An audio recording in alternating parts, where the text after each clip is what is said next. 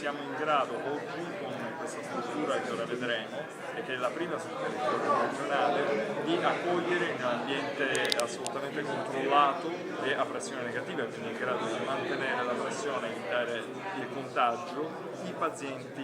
infettivi.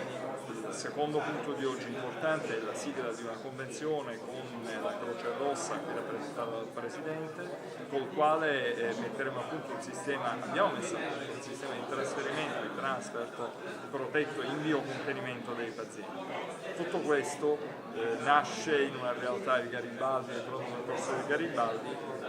e secondo le classifiche di Death Morning, che è un'agenzia indipendente sulle basi dei dati Istat e dati ministeriali, ha classificato il nostro pronto soccorso, quello del Garibaldi Centro, come il terzo a livello nazionale, ed è un risultato di elevato pregio che mostra come la sanità siciliana, la sanità catanese, stia facendo grandi passi in avanti per competere con pari dignità con le altre importanti strutture del territorio nazionale.